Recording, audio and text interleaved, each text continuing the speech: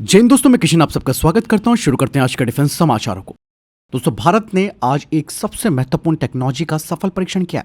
दरअसल सुबह 10:45 पर उड़ीसा के चांदीपुर स्थित आईटीआर से भारत ने सॉलिड फ्यूल डक्टेड रामजेट यानी कि एसएफडीआर का सफल परीक्षण किया। दोस्तों, ये केवल एक टेस्ट नहीं था, बल्कि ये भारत की हवाई ताकत की अगली बड़ी छलांग है। ऐसा इसीलिए क्योंकि आज ज्यादातर एयर टू एयर मिसाइलें कुछ सेकंड में अपनी ऊर्जा को खो देती हैं। ऐसे में एसएफडीआर टेक्नोलॉजी मिसाइल को पूरे रास्ते लगातार थ्रस्ट देती है, ज्यादा रेंज देती है, ज्यादा स्पीड देती है और ज्यादा नो एस्केप जोन के साथ आती है। मतलब साफ है कि दुश्मन का फाइटर भागने की सोच नहीं सकता। और इस टेस्ट के दौरान nozzle-less booster, solid fuel ducted ramjet motor और फ्यूल फ्लो कंट्रोलर तीनों ने बिल्कुल जबरदस्त प्रदर्शन किया। आपको मैं बता दूं कि मिसाइल को पहले एक ग्राउंड बूस्टर से जरूरी मैक स्पीड तक पहुंचाया गया और उसके बाद एसएफडीआर इंजन ने कमान संभाली। उड़ान के हर सेकंड का डेटा आईटीआर के एडवांस ट्रैकिंग सिस्टम में कैप्चर भी किया जा रहा था। हर पैरामीटर दोस्तों 100% सफल रहा है। इस सफलता के बाद भारत दोस्तों उस क्लब में शामिल हो गया है जिनके पास एसएफडीआर टेक्नोलॉजी है। और दोस्तों यही टेक्नोलॉजी कल इस्तेमाल होगी हमारे long range air to air missile, mature class के हथियारों और भविष्य के स्वदेशी बीवीआर सिस्टम्स में। मतलब साफ है कि इंडियन एयरफोर्स को मिलने वाला एक जबरदस्त एयर सुपीरियरिटी का हथियार। यानी कि भारत अब टेक्नोलॉजी को इंपोर्ट नहीं कर रहा, बल्कि खुद गेम चेंजर टेक्नोलॉजी बना रहा है। फिलहाल आपको क्या लगता है इस बारे में? कमेंट सेक्शन में लिखकर जरूर बताइएगा। इसके अलावा दोस्तों तेजस मार्क 2 की जो सर्वाइबिलिटी है वह अब और ज्यादा बढ़ जाएगी। दरअसल तेजस मार्क 2 भारत का वो पहला फाइटर जेट होगा जिसमें X guard towed decoy system लगाया जाएगा। यहाँ पर एक्स गार्ड की अगर बात की जाए तो ये कोई साधारण सा फ्लेयर या जैमर नहीं है दोस्तों, बल्कि ये एक्टिव टोड डिकॉय सिस्टम है और ये फाइटर जेट से पीछे ट्रेल करता है। मतलब ये दुश्मन की रडार गाइडेड मिसाइलों को पूरी तरीके से कंफ्यूज कर देता है। दोस्तों जैसे ही fighter jet high thrust zone में जाता है या फिर मिसाइल वार्निंग मिलने लगती है फाइटर जेट को, तो एक्स गार्ड ऑटोमेटिकली या फिर पायलट की कमांड पर डिप्लॉय हो जाता है। ये फाइटर से भी ज्यादा बड़ा रडार टारगेट दिखाता है, जिससे कि दुश्मन की मिसाइल असली एयरक्राफ्ट को छोड़कर डिकॉय की ओर मुड़ जाती है। एक्स गार्ड की अगर खासियतों की बात की जाए तो एक्स गार्ड की सबसे खास जो खासियतें हैं उनमें high effective radiated power, solid state antenna, monopulse और लोरो यानी कि लो ऑन रिसीव ओनली। मतलब रडार को भी ये धोखा देने में सक्षम है। और इसकी एक और सबसे जबरदस्त फीचर है, इसको दोबारा यूज किया जा सकता है क्योंकि पुराने डिकॉय एक बार इस्तेमाल होते थे। एक्स गार्ड रीयूजेबल है, रील आउट और रील इन मैकेनिज्म पर काम करता है। खतरा कम होने पर फिर से ये पॉड में वापस चला जाता है। इसकी ऑपरेशन कॉस्ट भी दोस्तों कम है और हम ज्यादा सॉर्टीज भी कर सकते हैं। एक्स गार्ड अकेले काम नहीं करता, बल्कि ये फाइटर जेट के इलेक्ट्रॉनिक वॉरफेयर सूट का सबसे महत्वपूर्ण हिस्सा है। इससे फाइबर ऑप्टिक और इलेक्ट्रिकल कनेक्टिविटी मिलती है। हालांकि यहाँ पे मैं आपको बता दूं कि भारतीय वायुसेना पहले ही रफाल फ्लीट के लिए एक्स गार्ड का ऑर्डर कर चुकी है, लेकिन अब इसे तेजस मार्क 2 पर लगाना इस बात को साफ तौर पर जाहिर करता है कि स्वदेशी फाइटर जेट को हाई थ्रेट एरिया में भेजने के लिए डिजाइन किया जा रहा है। यानी कि तेजस मार्क 2 दोस्तों डिफेंडेंट एयर स्पेस में भी घुसने की क्षमता रखेगा। सीड और डेड मिशंस और डीप स्ट्राइक में भी इसकी बेहतर सर्वाइबिलिटी होगी। और एक्स गार्ड के साथ तेजस मार्क 2 केवल दुश्मनों के साथ लड़ने नहीं बल्कि उन्हें मात देने भी आ रहा है। तो आपने देखा दोस्तों किस तरीके से भारत इस एक्स गार्ड टेक्नोलॉजी को इस्तेमाल कर रहा है अपने तेजस मार्क 2 में। फिलहाल आपको क्या लगता है इस बारे में? कमेंट सेक्शन में लिखकर जरूर बताइएगा। दोस्तों यहाँ पर अमेरिका और भारत की जो नई ट्रेड डील है वो केवल एक आर्थिक समझौता नहीं होने वाला, बल्कि ये दोनों देशों के स्ट्रैटेजिक रिलेशंस में एक बड़ा रीसेट है। यूएस टैरिफ्स की बात की जाए तो 25% से 18% अब उन्होंने कर दिया है। यहाँ पर दोस्तों जहाँ ट्रेड बढ़ता है वहाँ पे एक ऑब्वियस सी बात है कि डिफेंस डील्स भी तैयार होने लगती हैं। इसलिए यहाँ पे F-35 लाइटनिंग 2 चर्चाओं में आ सकता है।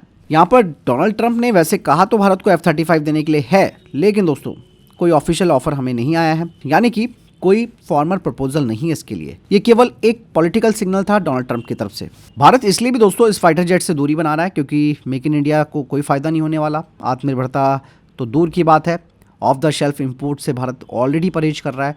अमेरिका के टैरिफ्स का कोई भरोसा नहीं है क्योंकि भारत अगर F-35 लेता तो भारत का फोकस था जॉइंट डेवलपमेंट पर, केवल ब्लैक बॉक्स इंपोर्ट पर नहीं था। क्योंकि इंडियन एयरफोर्स दोस्तों 2 से 3 squadrons 5th generation fighter jets की चाहता है, इसमें कोई डाउट नहीं है।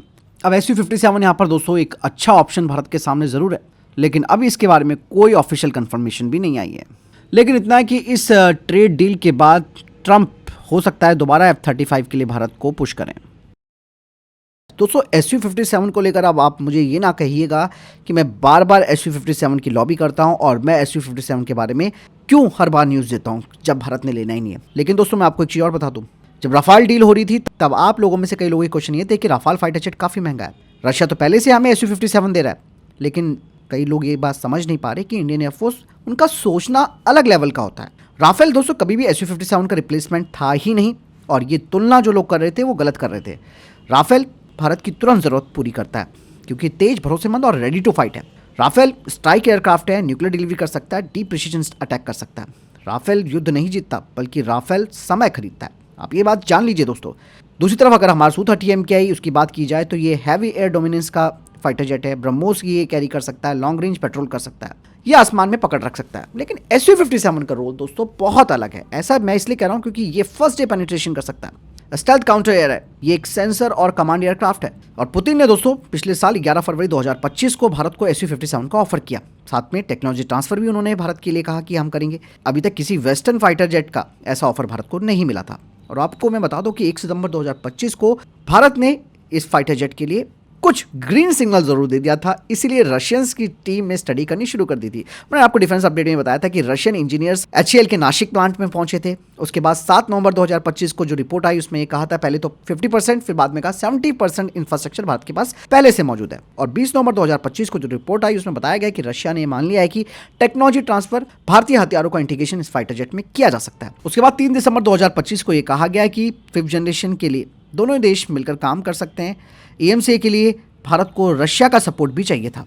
लेकिन जब साल 2026 की शुरुआत होती है, रशिया की टीम फिर आती है नासिक, कोराटपुर और कासरागोड में। और पिछले महीने दोस्तों UAC के CEO ने एक बड़ा बयान दिया था। उन्होंने कहा कि ये जो डील है वो फाइनल टेक्निकल स्टेज पर है। अब ऐसे में दोस्तों आप क्या समझ रहे हैं, ये कोई भ्रम नहीं है, कोई इंकार नहीं है भारत की तरफ से। लेकिन मैं आपको इतना जरूर बताना चाहूंगा कि लगभग 120 Su-57 भारत ऑर्डर दे सकता है। 18 से 24 सीधे रशिया से आएंगे, बाकी भारत में बनेंगे। Su-57 का स्टेल्थ डिजाइन है और इस रशियन एयरफ्रेम में भारतीय मिसाइलें लगाई जा सकती है। सबसे खास बात दोस्तों इसकी एक्सट्रीम मैन्योरेबिलिटी है, मतलब ये दुश्मन के मिसाइल लॉक को भी तोड़ सकता है। ये फाइटर जेट अगर भारत में बनेगा तो इसमें 70% स्वदेशी कंटेंट होगा। हमारी जो फैक्ट्रियां हैं वो स्टेल्थ टेक्नोलॉजी को सीखेंगी। इंजीनियर्स 5th जनरेशन की सोच को आगे सोच पाएंगे। फिर Su-57 से AMC हमारा तैयार होगा और फिर AMC बनेगा 5.5 जनरेशन का एयरक्राफ्ट। पूरा कंट्रोल भारत के हाथ में। तो दोस्तों यहाँ पर यह बात समझनी जरूरी है कि राफेल भारत की कोई गलती नहीं है, वो एक स्टेप है। Su-57 आप देखिएगा भारत का अगला बड़ा स्टेप होने वाला है और बहुत जल्दी इसमें ऑफिशियली स्टेटमेंट आ सकता है। तब आप याद करेंगे कि ये खबर सबसे पहले किसने दी थी। फिलहाल आपको क्या लगता है इस बारे में कमेंट सेक्शन में लिखकर जरूर बताइएगा। वहीं दोस्तों भारतीय सेना को JM-1 लॉइटरिंग म्यूनिशन की तीसरी खेप मिल चुकी है। ये ड्रोन जॉनर technology private limited Noida Uttar Pradesh ने बनाए हैं। पूरी तरह से मेड इन इंडिया ड्रोन है और इन ड्रोन्स की डिलीवरी हुई थी इमरजेंसी प्रोक्योरमेंट के तहत, मतलब भारतीय सेना को इसकी तुरंत जरूरत थी। और बता दें कि इस कंपनी ने दोस्तों समय पर डिलीवरी भी दी। अब तक 1000 से ज्यादा ड्रोन जॉनर टेक्नोलॉजी भारतीय सेना को दे चुकी है। ये ड्रोन दोस्तों मैदान में डिप्लॉयड है, अलग अलग इलाकों में ऑपरेशंस कर सकते हैं। मतलब साफ है कि सेना को भरोसा है। और दोस्तों मैंने जब इनकी पोस्ट को डाला था लिंक्डइन पे तो खुद जॉनर टेक्नोलॉजी के जो CEO हैं और फाउंडर हैं उन्होंने इसके लिए मुझे एक बहुत ही बेहतर कॉम्प्लीमेंट दिया। आप पढ़ सकते हैं। और एक चीज़ और मैं बता दूं, JM-1 का दोस्तों इस्तेमाल ऑपरेशन सिंदूर में भी किया गया था और इस JM-1 को मॉडर्न बैटलफील्ड के लिए बनाया जा रहा है। और हाल ही में 77th रिपब्लिक डे परेड में इसे शोकेस भी किया गया था। और एक बात और इन ड्रोन्स में, ये ड्रोन्स नॉन चाइनीज कंपोनेंट से बने। सप्लाई चेन पूरी सुरक्षित है, इसकी कोई इश्यूज नहीं आएगा आगे।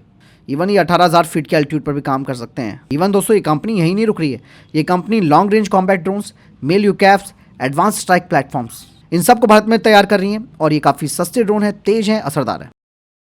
इसके अलावा अडानी डिफेंस और लियोनार्डो इटली ने भारत में हेलीकॉप्टर इकोसिस्टम बनाने के लिए एक MOU साइन किया। दोनों कंपनियों ने स्ट्रैटेजिक कोलैबोरेशन MOU साइन किया और ये MOU साइन हुआ डिफेंस सेक्रेटरी और DG एक्विजिशन की मौजूदगी में। डिफेंस सेक्रेटरी राजेश कुमार सिंह ने बताया कि आत्मनिर्भर भारत का मतलब 100% आत्मनिर्भरता नहीं, बल्कि आयात यानी कि इंपोर्ट पर निर्भरता कम करना होता है। और ये MOU भारत सरकार की सोच को जमीन पर उतारता है। इस समझौते के तहत दोस्तों AW169M helicopter, AW109 helicopter Indian arm forces की जरूरतों के लिए तैयार किए जाएंगे। बता दें कि इन हेलीकॉप्टरों का भारत में फेज वाइज इंडिजनाइजेशन होगा। भारत में MRO फैसिलिटीज बनेंगी, पायलट ट्रेनिंग इकोसिस्टम होगा, लोकल मैन्युफैक्चरिंग यहाँ पर होगी। मतलब भारत में बनेगा हेलीकॉप्टर हब। ये हमारी आर्म फोर्सेस की जरूरतों की पूरी करेगा, नो डाउट। इंपोर्ट पर हमारी निर्भरता कम करेगा और जॉब्स और स्किल्स भी बढ़ेगी। फिलहाल आपको क्या लगता है इस बारे में कमेंट सेक्शन में लिखकर जरूर बताइएगा। दोस्तों जैसे कि आप सब जानते हैं कि भारत और जर्मनी प्रोजेक्ट 75I के तहत 6 नेक्स्ट जनरेशन की पनडुब्बियां बनाने की ओर आगे बढ़ रहे हैं। डील जल्दी साइन होगी और डील $10 बिलियन के आसपास बताई जा रही है। ये पनडुब्बियां दोस्तों रेडीमेड नहीं होंगी, मतलब आपने खरीद ली और आपने इस्तेमाल कर ली, नहीं। बल्कि दोस्तों इन पनडुब्बियों को स्पेशली भारत में ही तैयार किया जाएगा। कस्टम डिज़ाइन होगा और इंडियन नेवी की ज़रूरतों के हिसाब से तैयार किया जाएगा। इन पनडुब्बियों का जो भारतीय वेरिएंट होगा वो लगभग 2500 टन के आसपास इनका डिस्प्लेसमेंट होगा, यानी कि पहले से 500 से 600 टन भारी होंगी, जिसका मतलब साफ है कि ये ज़्यादा फ्यूल कैरी कर सकती हैं, लंबे पेट्रोल्स कर सकती हैं, ज़्यादा वेपन्स ले आ सकती हैं और इनका इंड्योरेंस भी अच्छा होगा। और इन्हें मझगांव डॉक तैयार करेगा भारत में, और जो आखिरी सबमरीन होगी उसमें 60% स्वदेशी कंटेंट होगा। मतलब ये सिर्फ असेंबली नहीं है बल्कि रियलिटी का निर्माण भारत में होगा। अब यहाँ पर एक चीज़ और सबसे बड़ी बात आई है कि एक्सपोर्ट लाइसेंस, यानी कि भारत को इन पनडुब्बियों का एक्सपोर्ट लाइसेंस भी मिलेगा।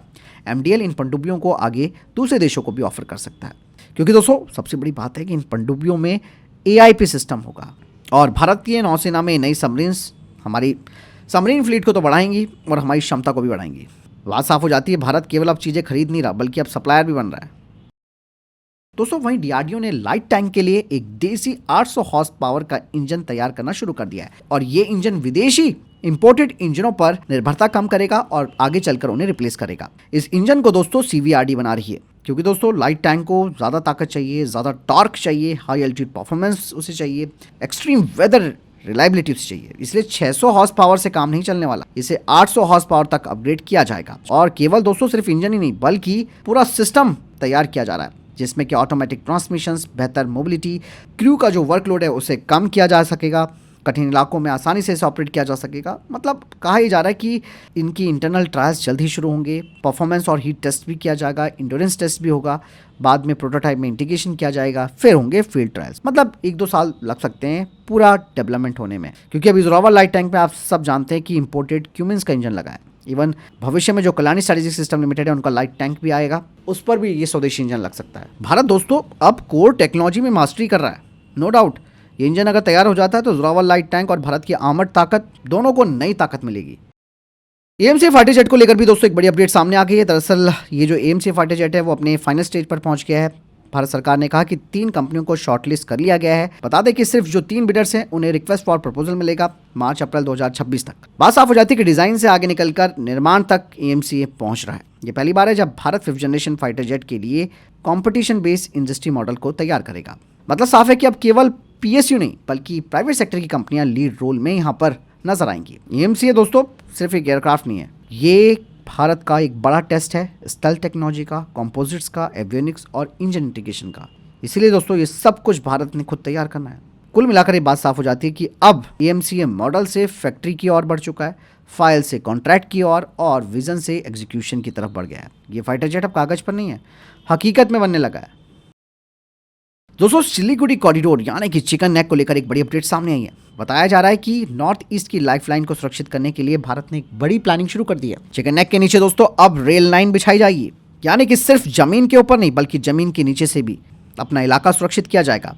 आप सब जानते हैं कि चौड़ाई सिर्फ 20 से 25 किलोमीटर है चिकन नेक की, एकमात्र लैंड लिंक है जो कि मेन लैंड इंडिया से नॉर्थ ईस्ट को जोड़ता है। और अगर थोड़ा सा भी डिस्ट्रप्शन आता है यहाँ पर तो 8 राज्यों पर सीधा असर पड़ेगा। इसलिए भारत सरकार ने जो नई योजना बनाई है उसके अनुसार यूनियन रेलवे मिनिस्टर अश्वनी वैष्णव ने कहा कि 40 किलोमीटर लंबा अंडरग्राउंड रेल सेक्शन तैयार किया जाएगा, एग्जिस्टिंग ट्रैक्स को 4 लाइन में एक्सपैंड किया जाएगा, underground plus surface dual resilience यहाँ पर होगी, यानी कि अगर ऊपर से खतरा हो तो नीचे से रेल चलेगी। दोस्तों अगर यहाँ पर स्ट्रैटेजिक महत्व देखें अगर आप सिक्योरिटी के हिसाब से तो अंडरग्राउंड रेल का मतलब साफ है, एक तो सबोटाज से प्रोटेक्शन मिलेगी, नेचुरल डिजास्टर में सेफ्टी मिलेगी और दुश्मन अगर कुछ हमला करने की कोशिश करता भी है तो रिस्क कम रहेगा। और आर्म फोर्सेस के लिए दोस्तों तुरंत हम लॉजिस्टिक्स भी पहुंचा सकते हैं। और हाल ही में दोस्तों सिलीगुड़ी कॉरिडोर को लेकर अमित शाह जी का भी एक बड़ा बयान आया। उन्होंने कहा कि सिलीगुड़ी कॉरिडोर भारत का अभिन्न हिस्सा है, अब जमीन पर भी एक्शन दिख रहा है।